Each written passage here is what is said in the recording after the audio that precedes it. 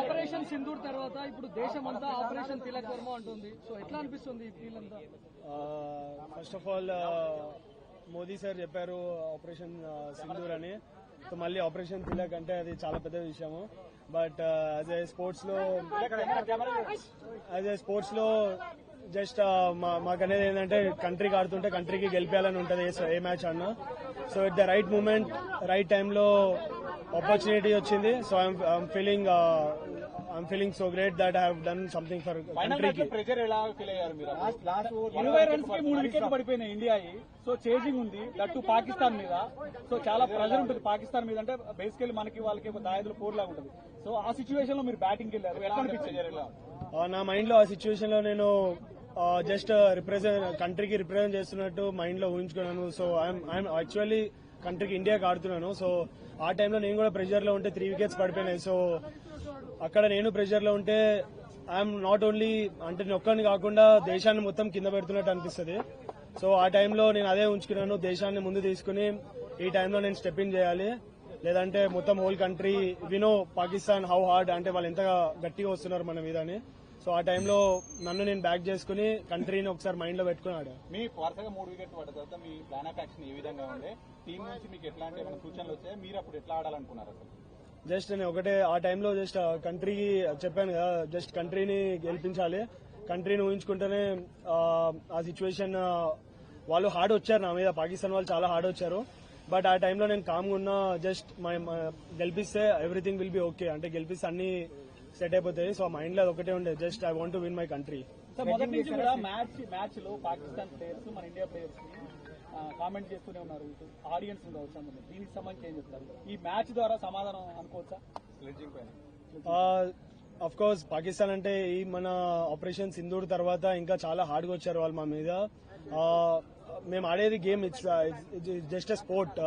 So ఆ టైంలో emotions తీసుకుని ఆడితే స్పోర్ట్ ఆడలేము. సో ఆ టైంలో నేను కామ్గా ఉండి ఐఎమ్ సో పేషెన్స్ చాలా అన్నారు, చాలా విధంగా చాలా చెప్పారు. బట్ కెమెరా ముందు అవన్నీ నేను ఇప్పుడు చెప్పలేను. బట్ ఆ టైంలో నేను కామ్గా ఉండి రిజర్వ్ ఉండి ఐ నో ఓన్లీ బ్యాట్ తోనే మనం గెలిపిస్తే ఎవ్రీథింగ్ విల్ బి అంతా ఇంకా కామ్గా అయిపోతారు వాళ్ళు.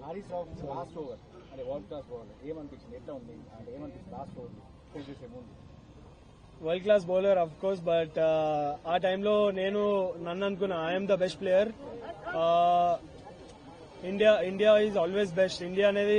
ఇండియా ఈజ్ ఫార్ అన్నిటికన్నా చాలా పైన ఇండియా అనేది. సో ఒకసారి నేను ఇండియాకి ఆడుతుంటే ఇవన్నీ బెస్ట్ బౌలర్ ఇలా చేస్తాడు అలా చేస్తాడు నా మైండ్ లో ఏం లేదు. ఓన్లీ ఆ టైంలో ఓన్లీ ఒక కంట్రీ వచ్చింది, just I want to win the game అంతే.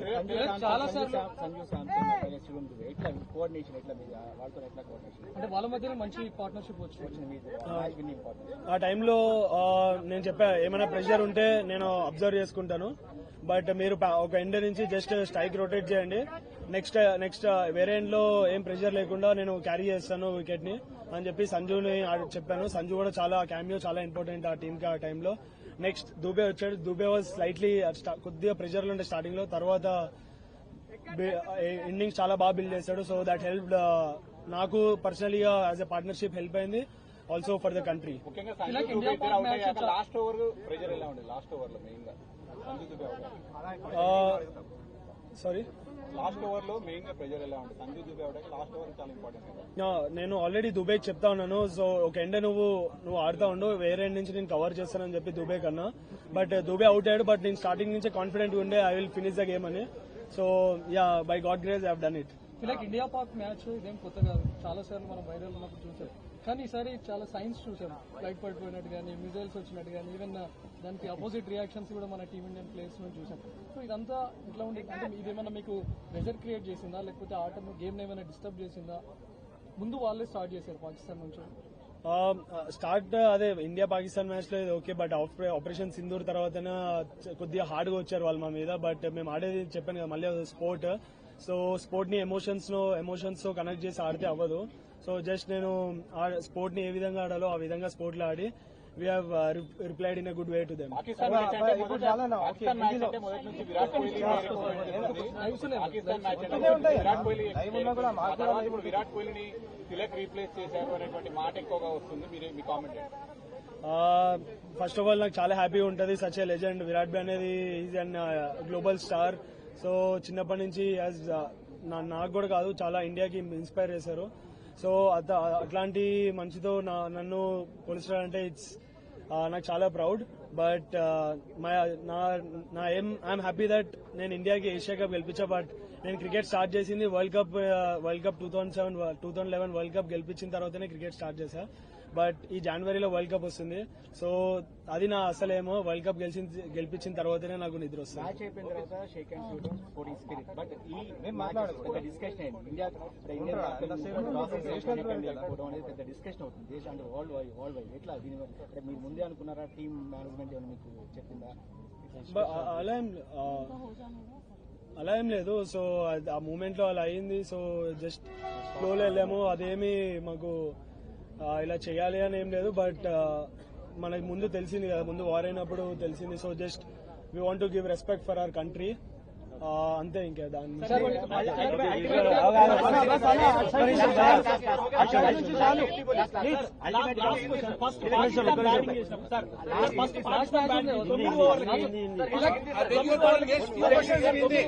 పాకిస్తాన్ ఫస్ట్ బ్యాటింగ్ చేసినప్పుడు 9 ఓవర్లకి భారీ స్కోర్ చేసింది. సో అదే సిచ్యువేషన్ కొనసాగితే దాదాపు 170-180 వెళ్తాది అనుకున్న సమయంలో మన ఇండియన్ బౌలర్స్ కావచ్చు కట్టడి చేశారు. సో స్ట్రాటజీ ఎట్లా అవలంబించారు? ఏమనుకున్నారు? 9 ఓవర్స్ వాళ్ళు భారీ స్కోర్ చేశారు కదా, అదే టెంపో కంటిన్యూ అయితే 180 దాకా వెళ్ళింది. సో తక్కువ చేశారు కదా, దానికి సంబంధించి ఎట్లా స్ట్రాటజీ చేశారు? అందరికీ తెలిసిందే India one of the best bowling attacks. So టైంలో అవుతుంది, వాళ్ళు స్ట్రాటజీ ప్లానింగ్ అన్ని చేసే వస్తారు. సో ఫస్ట్ 2 గేమ్స్ ఓడిపోయారు. సో థర్డ్ గేమ్ అంటే వీ నో దట్ వాళ్ళు చాలా హార్డ్గా వస్తారు మా మీదని మేము ఎక్స్పెక్ట్ చేసాం. సో తర్వాత అండర్ ప్రెషర్ లో కామ్ ఉండడం, దట్స్ మేము టీంలో అదే డిస్కస్ చేసాం. గౌతీ సార్ కానీ సూర్య కానీ అందరూ గ్యాదర్ అయ్యి, సో అండర్ ప్రెషర్ కామ్ ఉండడమే ఇది ఇంపార్టెంట్. సో మా బేసిక్స్ మేము బ్యాక్ చేసుకున్నాం and we have executed well.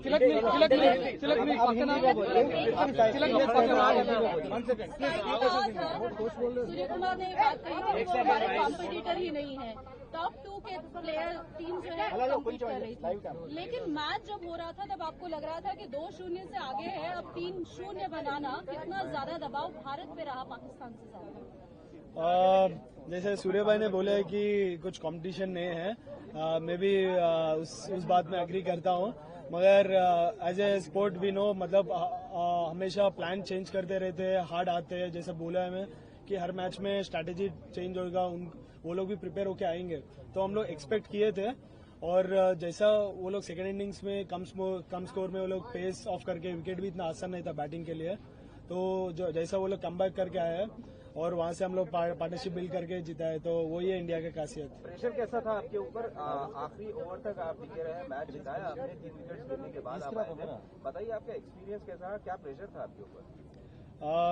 Pressure तो ऑफकोर्स नर्व्स तो बहुत रहते हैं बॉडी में, बहुत कुछ चल रहा था दिमाग में. तो मैं इसी एक चीज पहले भी बताया, अभी भी वही बताता हूँ, देश हमेशा आगे है और अपना इंडिया सबसे बहुत ऊपर है. तो मेरा माइंड में और दिल में वही लग रहा था कि जो भी करूंगा मैं, कुछ भी करूंगा, पूरा देश के लिए पूरा जान दे दूंगा. तो वही दिमाग में चल रहा था. तो उस समय मेरे को क्या क्या जरूरत है, अगर मैं प्रेशर में आ गया तो देश को नीचे करूंगा, खुद को नहीं, देश को. और इतना 140 करोड़ लोग, सब लोगों को मैं नीचे कर रहा हूँ. तो वो सबको मैं लेकर जाने के लिए मेरे खुद को उस समय काम रहना, जो बेसिक्स बचपन से मैंने सीखा हूँ, मेरा जो कोचेस है बचपन से मेरे को ये आदत की है. तो मैं वो सब चीज काम रह के दिमाग में सोचा और एग्जीक्यूट किया. हमेशा वो डिस्ट्रैक्ट करने की जब बात करते हैं तो भारत पाक के मैच में तो अक्सर देखा जाता है, लेकिन ये वाले में ऑपरेशन सिंदूर के बाद बहुत ही ज्यादा हाई वोल्टेज रहा, पहले के 2 मैचेस भी और अब तीसरे मैच में किस तरह की स्लेजिंग रही या फिर किस तरीके से प्रेशर आपके ऊपर बनाने की कोशिश की गई सेकेंड इनिंग्स में? तो खास कर ज्यादा था, जैसे पहले 3 विकेट भी हो गए थे, जल्दी हो गए थे, तो उसके बाद और थोड़ा हार्ड होने चालू हुआ. तो उस समय मैं ही बैटिंग में था, तो थोड़ा सा ऊपर ज्यादा मेरे ऊपर आए थे. तो जैसे मैंने बोला है कि अपन उस समय बात करके कुछ दूसरा शॉट मार के कुछ भी किया तो अपना देश को ही नीचे कर रहे। तो बस मेरे को हमेशा बोलता हूँ कि मेरे को मैचेस जिताना है, तो मैचेस जिताने के लिए बोलने के लिए आसान है, मगर उस समय क्या क्या जरूरत है ये सब चीज मैंने बोला। काम रहना है, बेसिक्स को फॉलो करना है, ज्यादा जवाब नहीं देना है। तो मैच के बाद मैंने जो भी बोलना है अच्छे से बोला है, मगर मैच के बीच में नहीं बोला है। तो जो करने की कोशिश हमेशा पाकिस्तान करता है खिलाड़ियों को किसी न किसी तरह, तो क्या आपके साथ भी इस तरह का रवैया आता है या पाकिस्तानी खिलाड़ियों द्वारा? सॉरी, डिस्ट्रैक्ट करने की कोशिश जो है वो पाकिस्तानियों द्वारा की जाती है, तो क्या आपको भी इस बार इस मैच के वक्त खासकर जब आप बैटिंग कर रहे थे तो क्या उस वक्त में आपको किसी तरीके से डिस्ट्रैक्ट करने की कोशिश की गई थी उनके द्वारा? हाँ जी, मतलब हुआ था, बहुत कुछ हुआ था। मैं अभी वो कैमरे में नहीं बता सकता हूँ, वो चलते रहता है बैट्समैन और बॉलर के पीछे, और खासियत इंडिया पाकिस्तान मैच में तो बहुत चलता है। तो वो सब पार्ट ऑफ द गेम है, चलता है। मगर जैसा मैंने बोला है कि गेम के बीच में करने का थोड़ा बहुत होता है, वो बोल लिए हम लोग, मगर जो असली रिप्ले होता है जब मैच जीत के बैट से ही जवाब सबसे अच्छा होता है। तो मेरे को वही करना था और वो करके मैंने उनको बताया।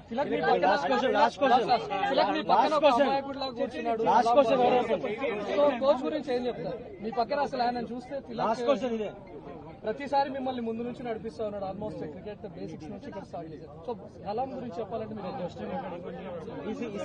इसी में एक सवाल जोड़ता हूँ। तेलुगु और हिंदी में जवाब देता हूँ, उसके बाद तेलुगु में बोलता हूँ। कुछ लोग इसको ना हिंदुस्तान और पाकिस्तान हिंदू मुस्लिम भी करते हैं, देश में हो या देश के बाहर हो। तो सलाम साहब आपके कोच हैं, तो किस तरह आप इस तरह तालमेल को देखते हैं, जुगलबंदी को देखते हैं? నాకు చిన్నప్పటి నుంచి అంతా అతనే చిన్నప్పటి నుంచి స్టార్ట్ చేసింది. నేను లీగల్ క్రికెట్ అకాడమీలో నాకు సలాం భయాష్ ఇంకా పృథ్వీ అన్న చిన్నప్పటి నుంచి నాతో కలిసి ఉన్నారు. వాళ్ళ హార్డ్ వర్క్సే ఇప్పుడే నేను ఉన్న స్టేజ్ లో యాజ్ ఎ తిలక్ వర్మ అని అందరిని గుర్తుపడతారు. బట్ తిలక్ వర్మ లేనప్పుడు ఇద్దరే నా వెనకాల ఉండేది. నేను నా ప్రొఫైల్స్ లో గానీ ఎక్కడ గానీ చిన్నప్పటి నుంచి నేను ఆల్వేస్ నా క్రెడిట్ అంటే మదర్, ఫాదర్, నా కోచెస్. సో వాళ్ళకి క్రెడిట్ ఇస్తా. They are everything to me, అన్ని వాళ్ళే నాకు. సో ఏ లెవెల్కి వెళ్ళినా మన గురు నుంచే, ఇండియన్ టీం గురు నుంచి చూసాము, విరాట్ కోహ్లీ, సచిన్ సార్ నుంచే చూసాము కోచెస్ కి ఎలా రెస్పెక్ట్ ఇచ్చి ఎంత చేస్తారో. So the same steps I also follow. ఇంకా నాకు అంటే ఎక్కువ మాటలేం చెప్పలేం, అంటే ఎవ్రీథింగ్ అంటే దే ఆర్ ఎవ్రీథింగ్ అంతే.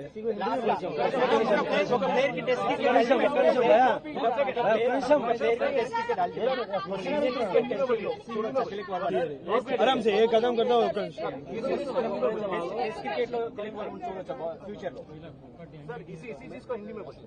टेस्ट क्रिकेट లో తిలక్ వర్మ చూడొచ్చా? ఎందుకంటే ఒక player ultimate test cricket Hindi बोलिए. मैं ये चीज बोला, बचपन से स्टार्ट करे तब से जैसा अभी मेरा नाम है सब लोग जानते हैं तिलक वर्मा है बोल के. जब जो तिलक वर्मा कुछ नहीं था, जब बचपन से मैंने स्टार्ट किया है, मेरे कोचेस ही मेरे साथ में है, बचपन से मेरे साथ है. सलाम भाई सर और पृथ्वी भाई भी मेरे साथ हमेशा बचपन से है.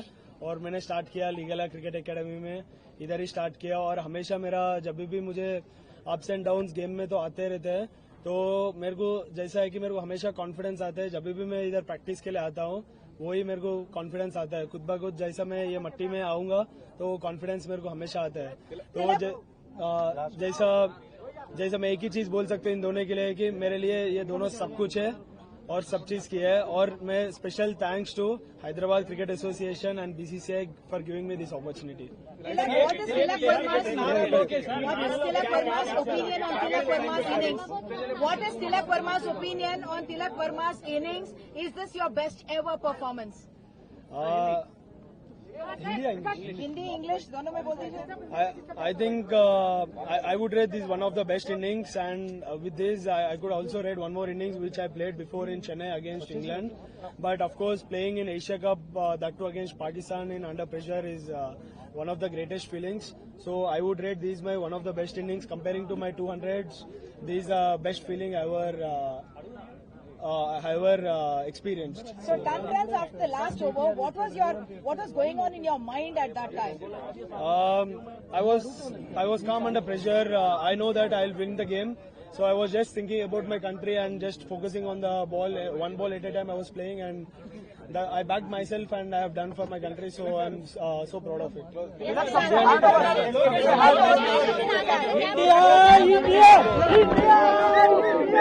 India!